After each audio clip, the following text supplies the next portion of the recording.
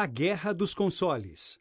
Console Wars conta a história da indústria de videogames e como ela sofreu uma revolução nas últimas décadas. No início, a Nintendo dominava o mercado e ditava todas as tendências e tudo o que acontecia. Com o surgimento da Sega, as coisas mudaram e uma revolução começou a acontecer.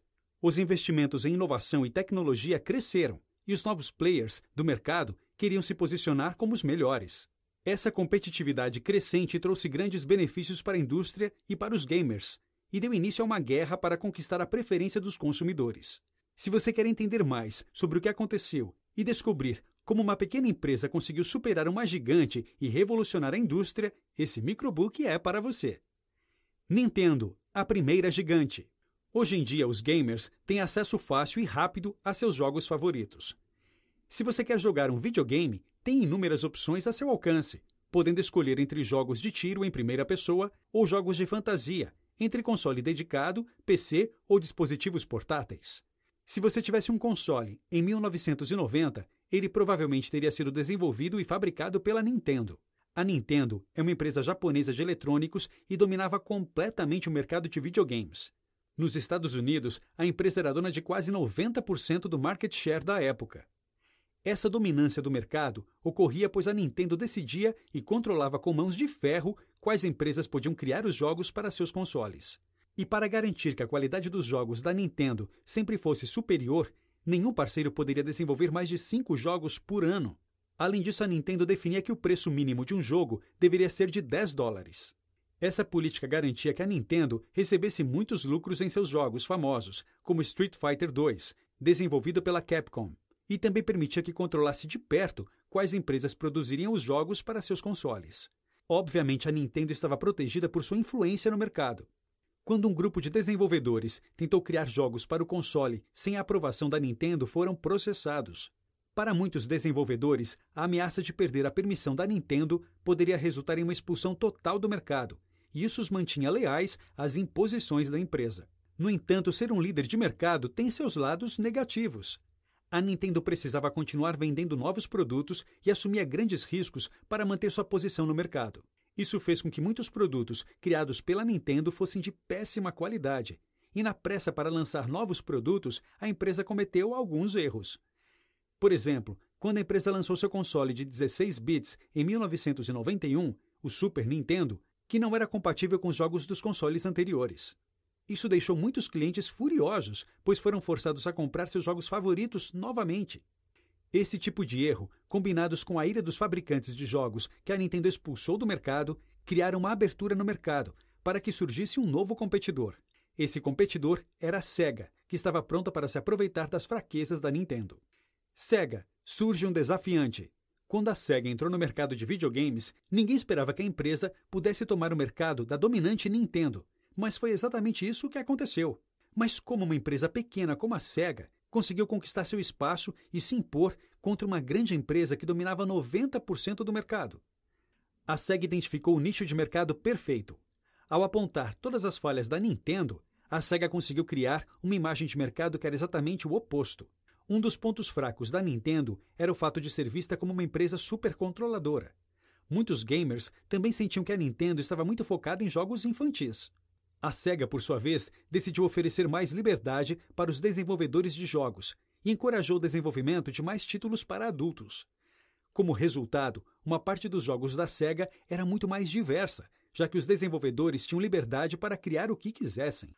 Além disso, a Sega considerava muito importante que a marca da empresa fosse contrária à imagem infantil da Nintendo. Ela queria ser vista como radical e até mesmo rebelde. Até mesmo Sonic, o Hedgehog, o mascote da Sega, foi desenhado para ser um contraste ao personagem principal da Nintendo, o Mario. Quando a Sega lançou seu console de 16 bits, o Genesis, também chamado de Mega Drive na Europa, Ásia e aqui no Brasil, a empresa incluiu o jogo do Sonic gratuitamente. Enquanto Mario era simples, um desenho familiar e amigável com um bigode, Sonic era espinhoso, brilhante, não seguia regras e se movia muito rápido, assim como a Sega. O personagem Sonic foi um sucesso instantâneo e se tornou rapidamente um ícone pop, à medida que muitas pessoas, não só os gamers, acreditavam que a atitude de Sonic capturava a velocidade e a rebeldia da década. A estratégia de marketing Sega.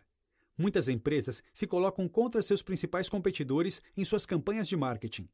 Eles aproveitam a publicidade para conquistar novos clientes, usando ousadia e coragem em seus comerciais.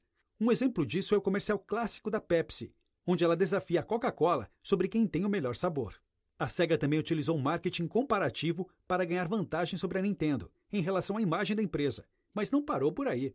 Sua estratégia de vendas também buscava capitalizar em cima da diferença entre as duas empresas.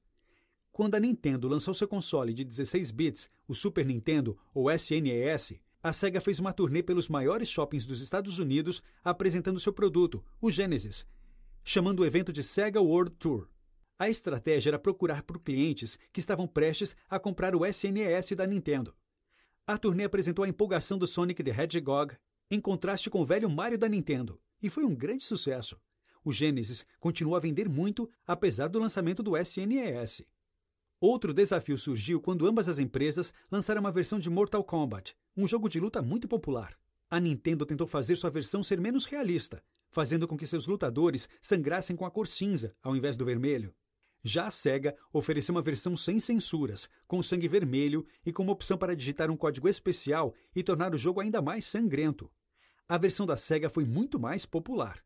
Embora a Nintendo tivesse um orçamento de marketing muito maior, a SEGA revolucionou os lançamentos de jogos com uma abordagem muito mais barulhenta. Anteriormente, para comprar um jogo, você precisava ir a um vendedor e procurar as novidades. A SEGA mudou completamente esse processo, fazendo do lançamento dos seus novos títulos um grande evento na mídia. Quando a SEGA lançou Sonic 2, a empresa declarou o Dia do Sonic 2 e organizou um evento ao redor do mundo para coincidir o lançamento. Isso funcionou muito bem. O jogo, o console e a empresa conseguiram muita publicidade. Então a SEGA rapidamente se estabeleceu como uma empresa de jogos pouco convencional, criativa e radical. A nova liderança da SEGA.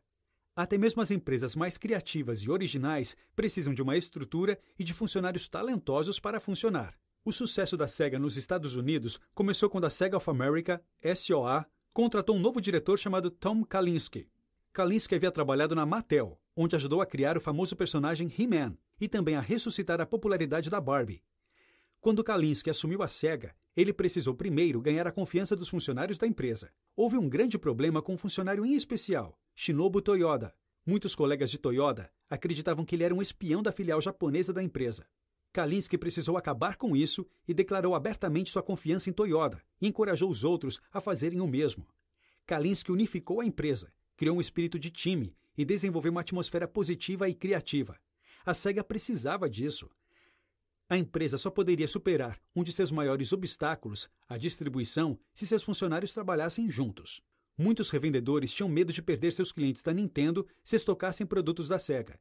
Então o time da SEGA precisou trabalhar para persuadir os revendedores de que isso não era um problema. Por exemplo, a SEGA precisou se esforçar muito para convencer o Walmart a estocar seus produtos.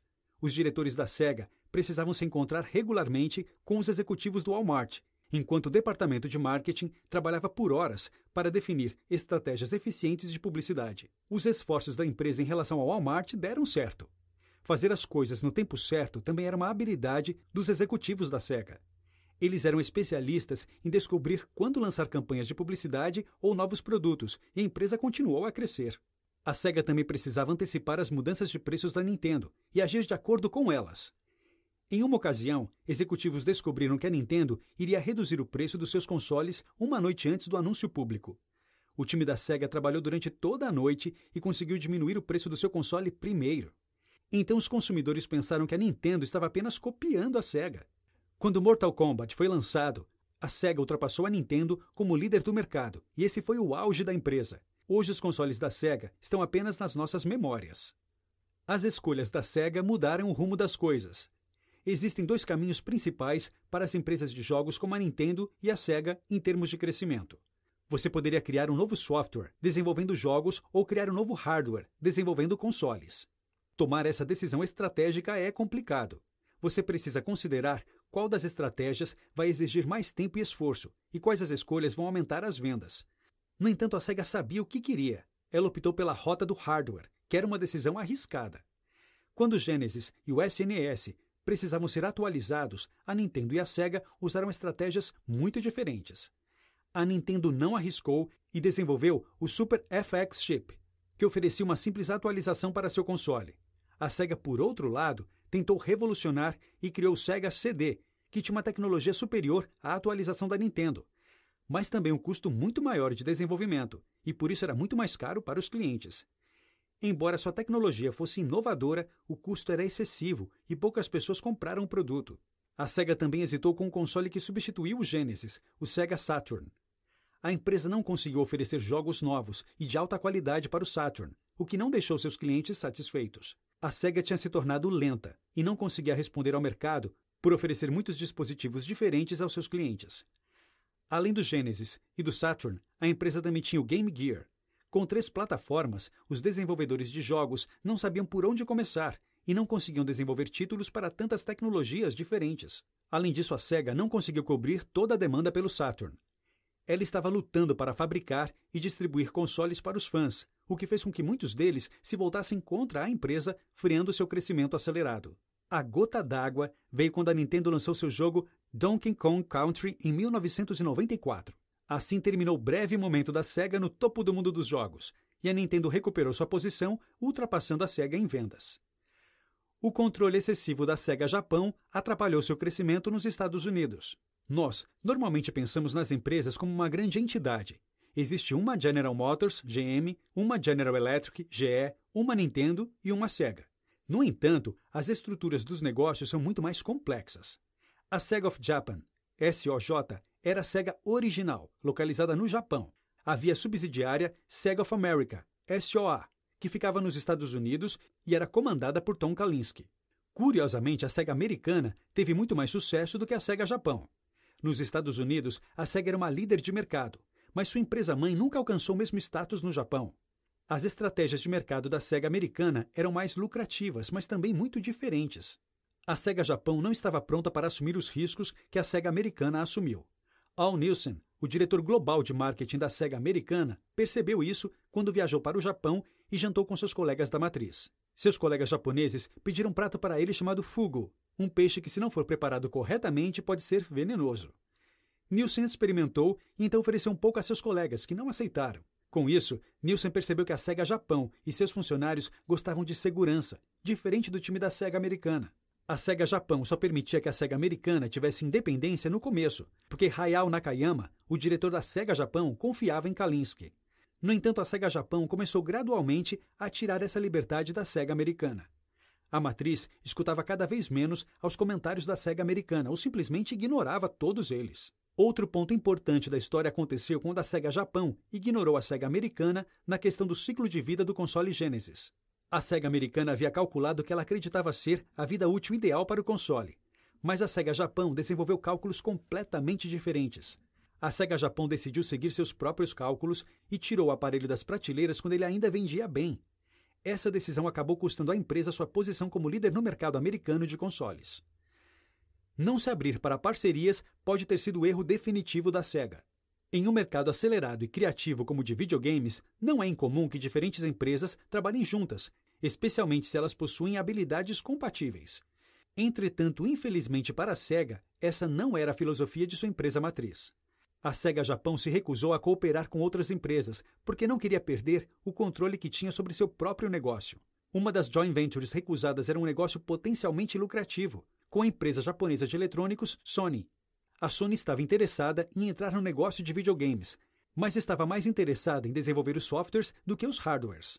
Essa era uma grande oportunidade para a Sega, especialmente porque a Sony tinha experiência com CD-ROMs. No entanto, a Sega Japão recusou a oferta, mesmo depois de extensas negociações entre as empresas. Esse erro acabou prejudicando muito a Sega. Como a Sony não podia colaborar com a Sega, ela decidiu desenvolver seu próprio console, o PlayStation. Quando o PlayStation foi lançado, superou o Sega Saturn em todos os aspectos possíveis, em termos de vantagens competitivas. A recusa da Sega em colaborar com outras empresas não foi só com a Sony. A empresa também começou a conversar com a Silicon Graphics, SGI, para produzir jogos 3D, mas desistiu e recusou a parceria. Kalinske ficou tão frustrado por ser forçado a recusar outra parceria que deu o telefone da Nintendo para a SGI. Até mesmo internamente, a Sega Japão não queria fazer acordos com a Sega americana. Inicialmente, as spin-offs americanas da Nintendo e da Sega só podiam produzir jogos com a aprovação das matrizes japonesas. Porém, a Nintendo decidiu dar mais liberdade à subsidiária americana para desenvolver seus próprios jogos. Com isso, o braço americano da Nintendo trabalhou como empresa britânica para desenvolver o Donkey Kong Country, o jogo que tirou a SEGA da liderança do mercado. Kalinske então percebeu que a batalha não era contra a Nintendo, e sim contra a matriz japonesa. O crescimento do mercado de consoles e a revolução tecnológica no setor. Quando Tom Kalinske assumiu a SEGA, parecia que a empresa tinha poucas chances de sobrevivência. A Nintendo não só dominava o mercado de jogos, mas também o próprio mercado era novo e incerto. Alguns anos depois, a SEGA não só se tornou uma empresa bem-sucedida, como também revolucionou a indústria do videogame. Sua filosofia de marketing agressiva mudou para sempre o desenvolvimento dos jogos, seus lançamentos e consumos. Em 1990, o mercado de videogames era avaliado em 3 bilhões no mundo todo, com a Nintendo controlando 90% do mercado apenas nos Estados Unidos. Já em 1994, o mercado estava em expansão e era avaliado em 15 bilhões no mundo todo e 6 bilhões nos Estados Unidos, com a SEGA na liderança. Esse crescimento rápido também inspirou mudanças sociais. Pela primeira vez, os políticos passaram a enxergar a necessidade de regulação na indústria de videogames.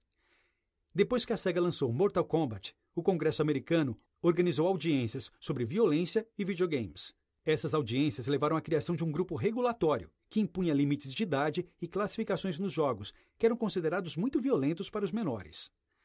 Os jogos também mudaram muito. No curto período de 1990 a 1994, as melhorias tecnológicas dos jogos eram evidentes. Enquanto os jogos antigos eram lentos, com gráficos ruins e com escopos limitados, os jogos depois de 94 eram mais coloridos, responsivos e ofereciam mais ação e velocidade. Embora o sucesso da SEGA tenha sido curto, sua influência mudou a indústria para sempre. Os videogames como conhecemos hoje só existem por causa da rivalidade entre a SEGA e a Nintendo. Notas finais. Embora o sucesso da SEGA tenha sido curto, a influência e inovação da empresa mudaram a indústria de maneira significativa. No início dos anos 90, conseguiu desbancar a Nintendo e assumir a liderança do mercado, estabelecendo novos padrões na produção de jogos e no marketing. Embora a batalha entre a Nintendo e a SEGA tenha sido breve, o ambiente dos jogos atual foi muito influenciado por essa competição histórica. Dica do 12 Minutos. Curtiu o Microbook de Console Wars? Ele é um dos favoritos do Vitor Peçanha, fundador da Rock Content. Quer conferir os outros? Veja esta lista.